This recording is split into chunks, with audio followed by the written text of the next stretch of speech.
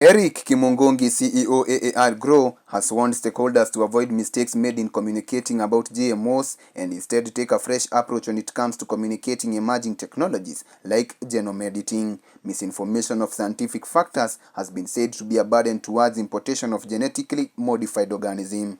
According to the speakers, the event is an opportunity to address some of the most difficult crop production problems, which is provided through gene editing. These solutions can emerge from large and small organizations, from local and global researchers, and from public and private researchers. In that regard, technology acceptance among the general public and science-based regulatory pattern will be crucial to enabling the widespread use of these tools to address agricultural problems. The media has also been challenged to invite sources that are well knowledgeable of the benefits of genetically modified organisms to prevent misleading the audience. The event aims at ensuring that the wider audience in the society will have access to accurate information on genetically modified organisms. My name is Eric Kimungui from AAK Grow. AAK Grow is a membership organization, a plant science membership organization for responsible members who bring in innovations in crop protection. We have been there for 65 years, and one of our responsibilities is to do product stewardship.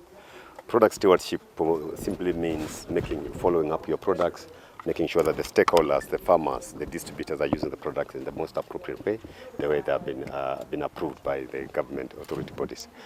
We do this by training farmers, talking to various stakeholders through various channels, either face-to-face, partnership with various partners in the county level, international level, and the grassroots levels, and all exporters, those who are doing exports and those who are doing domestic farmers, to make sure that farmers are getting the best out of the products they use while protecting the environment and safety for themselves. We have designed various approaches to do this. One of the approaches innovations that we do to make sure that farmers comply with that is that we have designed what we call a spray service provider. Spray service provider is aimed at designing and removing the burden from farmers in terms of application of these crop protection products. Remember, crop protection products are designed to manage or kill the pests on the crop, and therefore potentially they can be hazardous. And therefore we have designed ways in which the trained farmers can go to the farmers and take the responsibility from the farmers, making sure that the farmers are controlling those harmful pests and also protecting the environment and protecting themselves from this. Further to that, also we have all the responsibility in terms of collection of those containers from the farms and disposing them in the right way as the law requires. That constitutes stewardship, apart from doing other regulatory work that makes sure that we have stable regulatory systems that are predictable in nature for people to do business, to create innovations to the farmers. As you may know, crop protection product is one of the innovations that farmers access to improve production, and it comes along with other technologies in seeds and fertilizers, which are very important for crop production, to increase food security, food safety, and also to develop resilience in terms of livelihoods. And climate is changing and therefore providing various challenges to us. Scientists are seated in the laboratories or in research institutions trying to innovate, to bring about innovations for the future. They're trying to anticipate what is likely to happen to the food reserves, trying to happen what are the new pests that are likely to come, and we were not left behind in terms of crop protection. We also sit there in terms of making sure that farmers of today, of yesterday and the future have the right toolbox, right tools, right equipment for them to produce as the world evolves. To do this, there are quite a number of challenges. First of all, one of the things that you have to jump is a regulatory challenge. We spent 15 to 16 years in the laboratories designing this, spending quite billions of shillings or dollars to make sure that all the products that you are designing are complying with the national regulations. All these products have to go through a regulatory system. Government must approve. And for each and every innovation, that is where societal trust lies. A regulatory system, every government has a regulatory system. And therefore, we must defend the information that goes to the farmer, because the regulator has evaluated and passed the product, and that information is communicated to the farmers. The new challenge that is coming towards threatening the innovation, and that is the challenge of misinformation and disinformation. As an industry, we are trying to do that with our engagements, trying to talk to farmers, making sure that they understand how to use the product label that are the way that have been approved to the farmers, making sure that they respect what the recommendation of the products are. And the recommendation of the product is what farmers need to follow, rates of application and everything else. The right information in terms of what is required by the government to do it and how to likely to use it. When it comes to disinformation, it creates a disincentive. It creates a burden. not only to government or to companies innovating, but also denies innovation to the farmers themselves. Because this information goes there and it creates a kind of a pushback to innovations. And therefore we continue delaying adopting innovation, and therefore we continue having a problem, like currently what we are currently having. And remember, all these innovations globally, we are importing food from all these countries, and they're adopting these innovations. So the most important aspects that we all need to do, apart from the regulatory people doing the regulatory government doing, a part of the industry, us training farmers, we have a huge responsibility, including you, the media, so that we put the right information to the minds of the farmers. We correct every necessary misinformation and disinformation so that farmers get the best of the information. We leave it to the choices of the farmers because they will be empowered and they can utilize all these important tools to improve their production, to be more competitive in terms of production and engagement in global trade, and therefore improving their lives and also building the resilience of the food that we eat. So as a stakeholders, all of us, we have one responsibility, that today as we stand here with the launch of this portal, that all of us are going to have access to information, access to science. Previously, probably because of the innovations, because of protection, the industry was more closed. Right now, there is more open, more transparent in terms of how they do business, and we are ready to engage with the media to share with you all the necessary information so that you can go and correct or implant, put in the minds of the farmers, put in the minds of the consumers the right information so that they can make necessary choices for them. Can you create a nexus between gene editing and pests? Pests affect crops, and there are various ways in which you can manage pests. First of all, you can try to make the crop unpalatable. That pests may not like it, and you can edit the genes to make it unpalatable. And therefore, that's why you say they make it either pest tolerant or resistant to certain pests.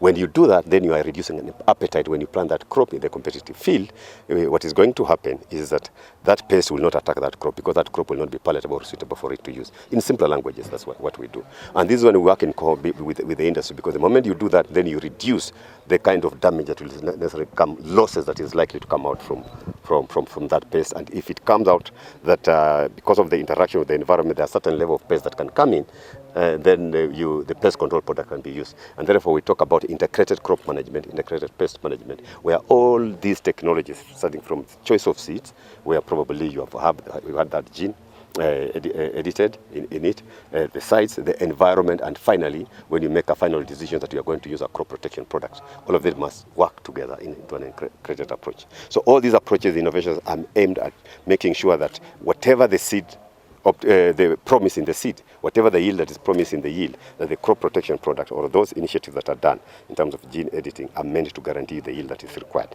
in a more environmental acceptable way. In Kenya, we have a regulatory board called PCPB, and PCPB continuously reviews products. And wherever a regulatory decision is happening, and this is one of the typical examples where a regulatory decision was not well communicated to.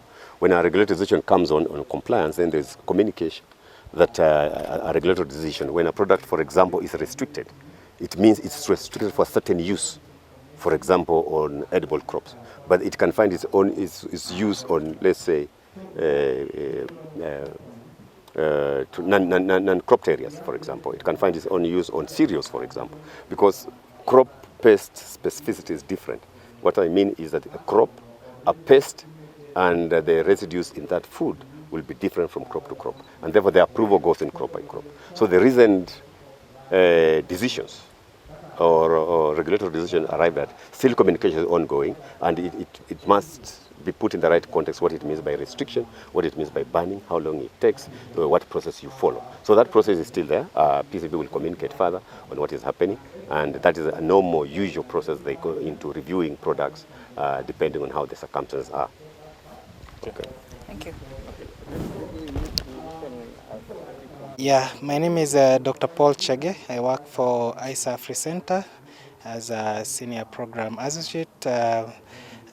ISA Free Center is an organization that communicates on agricultural biotechnology, the progress that has been made on development of biotechnology products, as well as development of the biosafety regulatory policies and laws in this country.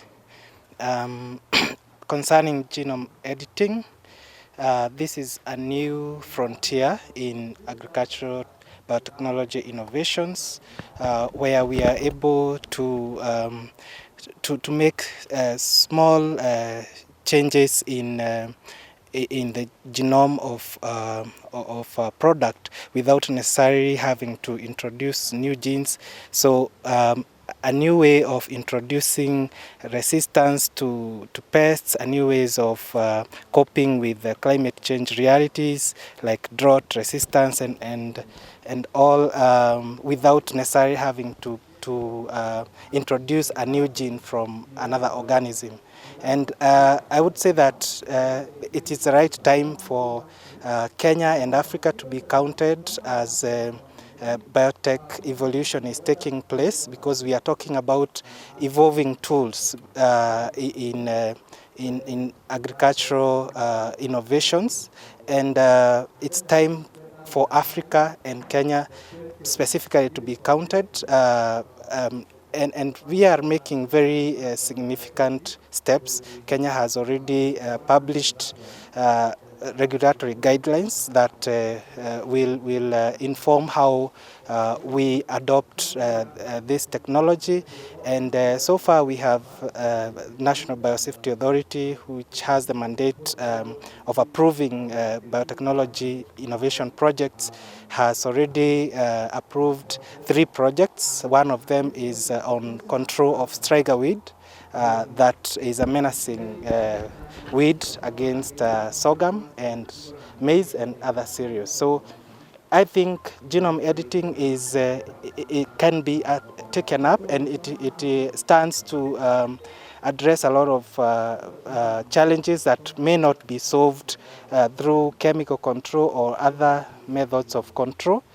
We are saying that let's integrate, just like the previous speaker was saying, let's integrate the methods of crop and pests control through IPM, so that we can get the best of all technologies, especially if we have the right regulatory environment.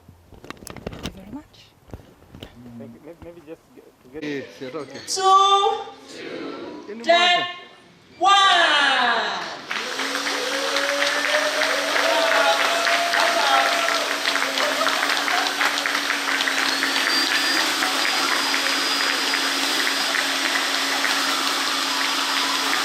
Keep clapping. Isn't that beautiful? Isn't that beautiful? Africa Science Dialogue. www.africasciencedialogue.org. That's the challenge that we face here today. And it's the issue of misinformation versus disinformation. And the big difference here really is that disinformation is intentional, and it's intended to harm. And so that's the most dangerous aspect of this. And it is literally, and most of us know this because of COVID, but it is an acknowledged threat to public health. And we in the biotech community have been dealing with it for a very long time now. I've been coming here and working with the good people like Margaret and many of the others in this room now for more than 25 years. And the fact that we're still dealing with some of this is a real challenge. And so what we're seeing is this state of conspiracies growing and spreading. And some of them are the elements of being detached from reality, completely false, like deep state denialism of the Holocaust, or that Bill Gates is here in Africa to harvest African organs and sell them to people. The reality denial that vaccines have microchips or are harming us, down to the less problematic things like, hey, Elvis is still alive, kind of, it's untrue but harmless, speculative issues that, might be legitimate questions, but you know, like issues about UFOs or pontificating about the assassination of President Kennedy.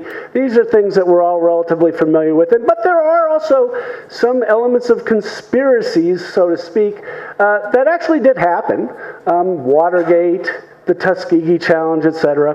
And so we need to make sure that we don't get lost in all of the different levels of detail and we focus on what the elements that are most important, which is, again, this intentional disinformation. And there are key characteristics of this. It's fast. It's overwhelming at times in volume, to the point that it can immobilize us and others. It seeks to undermine public trust in communications from trusted sources. You can't trust institutions and experts, etc.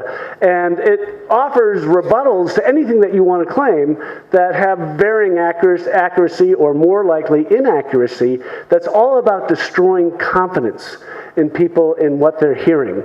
And interestingly, when we look at like this issue associated with vaccines, there's been quite a bit of peer-reviewed research that finds attempting to debunk disinformation on vaccine myths, particularly with people who have already accepted them.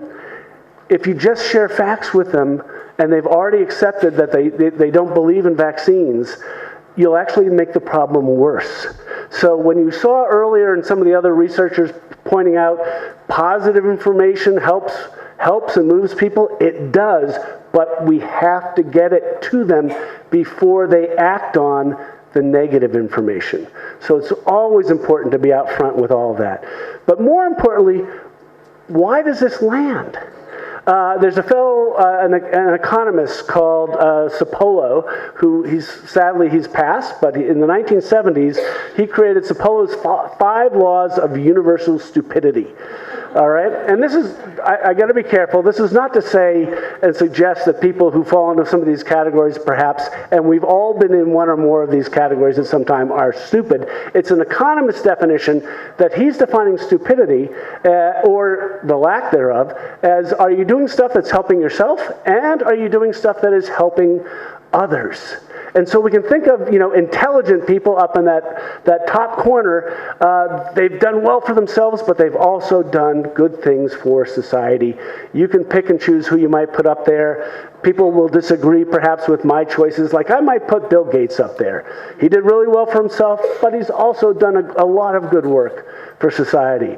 The lower quadrant, Cipolla called bandits. These are people who profit themselves, but usually at the expense of others and society. I come from the U.S. I worked in politics my entire life on the Democratic side, so you can guess who I might say is one of them, and I'm not going to put that name there. The upper quadrant, they call them helpless people. They do things that are not in the best interest, but it's harmless. It doesn't hurt others. The big problem is this other quadrant that Cipolla calls stupid people. These are people who act in such ways that harm themselves, but more importantly, what they do harms society. And Cipolla's law here, the one element that's most important is you can never underestimate how many people fall into that quadrant.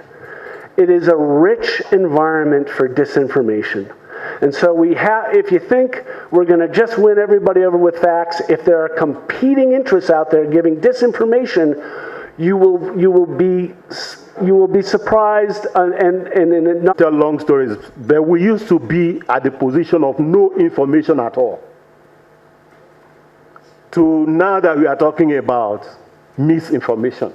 It's some progress. The fact that you scientists, we journalists can be in the same room discussing the same thing as equals, it is progress.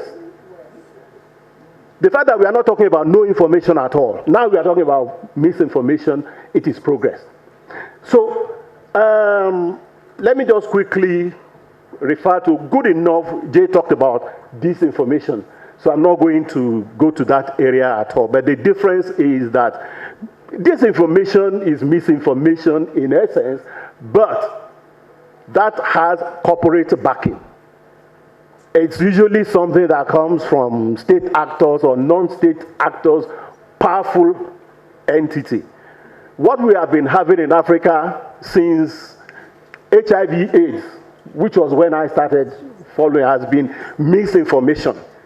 We didn't get to the era of disinformation until we start talking about GMO and COVID. So disinformation has also become an issue. You know, you need a powerful constituency behind misinformation. That's when it becomes disinformation. So since Jay has taken that, let me take misinformation. You know, essentially it refers to false or inaccurate information. It includes hoaxes, rumors, conspiracy theories, fabricated or distorted facts, or misleading interpretation of genuine information. It leads to misconception, misunderstanding, or confusion among people.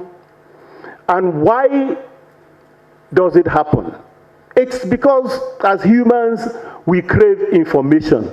And the more salacious the information, the more enjoyable. We all like to gist.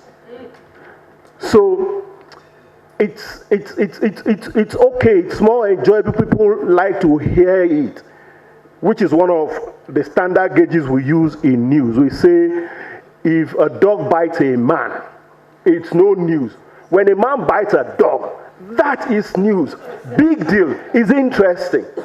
So when you come with your sciences and you say this should resolve the issue of food insecurity, it's okay, but it's not really interesting per se. I don't want to spend my time on that. But when you say, hey, some people have come, they are Americans, they are Bill Gates, they want to come and reduce the population of Africa, and that is why they are bringing this GMO. You say, whoa!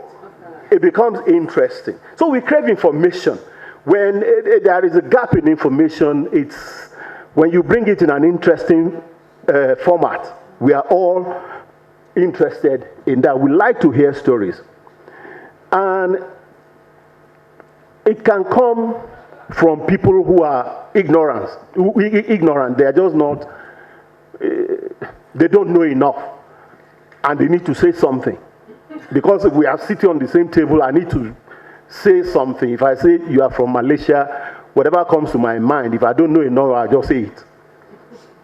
And you know, if you sit with me and I'm a Nigerian, if you don't know a lot about, if you are a soccer fan, you can be asking me of Okocha, of Kanu, and things like that. If you don't know any of those, you talk about scam letters. You talk about 419. That's what you know about Nigeria. So we like to gist. If I don't have information and I need to gist with you, I just say what comes to my mind. So, but that is not as harmful as when it also comes from people you think are normally knowledgeable. So you find that particularly people who claim to be scientists, they are pharmacists, but they are prepared to discuss agriculture. They go on TV and they sound authoritative. So some of these scientists, I just feel very sorry. You know, recently in the course of all these biosciences, biotechnology issues, some guys with from some science discipline, they went to a radio program. That radio program is huge in terms of followership. And they went there and they told them everything wrong about GMO, about this, about that. And the anchor of that program, who is also the owner of the radio station, became converted. And therefore, everything bad became GMO. If you said that you had this fabric and you washed it and it washed and it looks like it's scratching your body, you say, I hope that cloth is not GMO. And those are the kind of things that were going on radio. I was consulting for that radio at that time. We arranged, we brought the experts, people from NABDA, people from the regulatory agency, AATF people. We put them in the studio, the guy would not let them talk. He gave all the platform to the people who needed to say damaging things. Each time Rose or Kolo or I think Rufus, each time they open their mouth, he shuts them up. Now,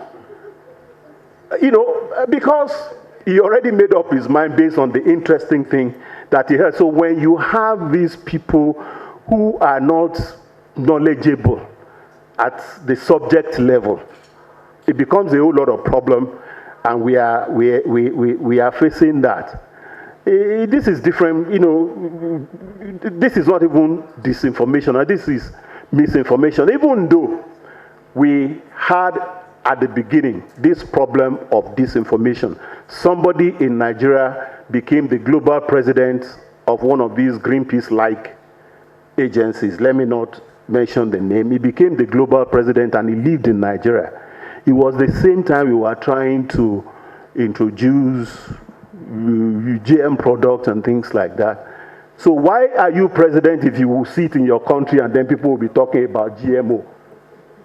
So he was all over the place attacking, saying both things he knew and things that he didn't know. 1 more minute. So we faced all those, and in any case, so these are areas of things that that we have had to face. So let me just quickly jump any of those and just quickly read through these things. I said, make it a habit to question sources of information, verify information before believing and sharing it. We are all guilty. Things come to you, you just share. Seek information from experts in relevant fields, most especially from subject matter specialists. Know enough about the media landscape to be able to differentiate between reliable sources and non-reliable sources. It's not everything that comes to you that you should believe. Know the sources you believe. Fact check. That's a modern tool.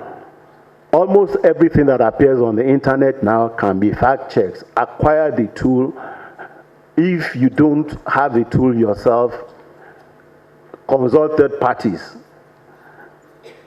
Because the way the world is going now, it has become necessary to implement and to design.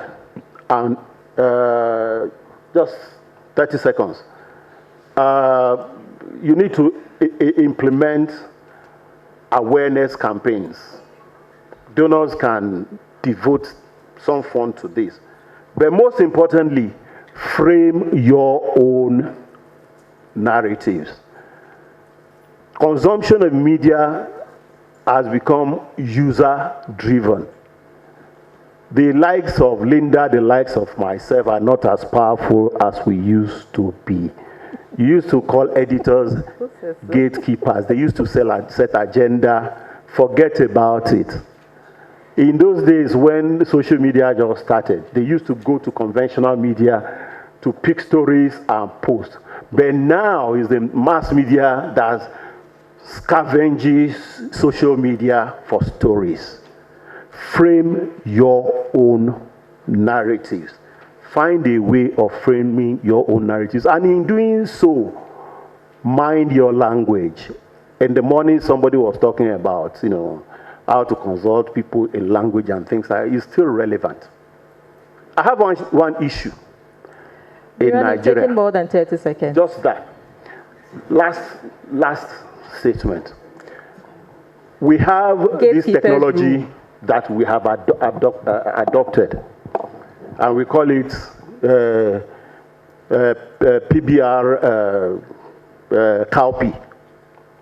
Before the adoption of this technology, an educated person in Nigeria would not even know what cowpea is. We know it as beans. Now, if America sponsors a research, you brought the gene from Australia. The research was done in Zaria, Nigeria. When we finished it, why can't we call it a Nigerian name? Now we have to learn cowpea. Cowpea has no meaning in Nigeria, but we are saying PBR cowpea. cowpea. So in a situation we'll say, one day somebody will come and say Bill Gates gave you money to come and force down cowpea on us. And you want to give them the impression that, it's still the same being. Also, you are promoting cowpeas, different from beans that people use in their lives. You have to mind that. Thank you. Gap between science and society through timely interventions on various types of misinformation on innovations in agriculture, health, and environment. And we were driven by a century-old saying from one Mark Twain, who said 100 years ago that a lie travels halfway around the world before the truth has even put on its boots. That was 100 years ago. But we know today that a lie will spread around the world, not halfway, around the world in a flash of a few seconds. 30 seconds is enough for the whole world to spread that lie, enabled by the digital platforms that we have. So what do we do? One is we'd like the Africa Science Dialogue to try to bridge that gap by combating misinformation timely. And we also need to recognize that we have come from the era of chemistry, where we had the chemicals and chemical pesticides and other crop protection innovations. We are now in the era of biology, where we are looking at how biotech and techniques within the life forms, which are the biological systems, could also add on. They are not really replacing what chemistry had done. They are only adding on, trying to learn from chemistry, where we had the pesticides. What do we learn? But what we find when experts go on podium, they want to kind of make an argument of either or. It cannot be either or. It's an add-on. Technology develops in a multi-linear way, but we never forget the past. So our aim is to capture the best of the old and the best of the new. And that is why we are talking about crop protection innovations. We have GMOs, and now we have new breeding innovations. Then we would like to create and sustain a database of experts, key experts, that establishing a rapid response mechanism for evidence-based information and knowledge sharing, especially for the media. And then we want to inspire public confidence and trust on use of agri-innovations before we lose it all. We have just been told that when misinformation thrives, then innovation vanishes. And when innovation vanishes in Africa, what happens? We become recipients of other people's innovations. So our focus is on three main areas: agricultural innovations and food systems, environmental sustainability interventions, and One Health and climate action. And I'm not going to go through the operating environment in Africa. We have just been told about all the issues, polarized debates. We are not interacting with each other. Instead of dialogue, we are really just debating who wins the argument. So we would like to stop that. But another very important attribute that the editors told us when we consulted them is that we get a lot of maybe good stories, but finally we never get the good images to carry on a story. And you know that old adage that a picture speaks 1,000 words. So if you have the wrong picture, even when the messages or the stories are accurate, you still get misinformation. And then, of course, we have limited multi-sectoral collaborations in addressing misinformation in these three areas.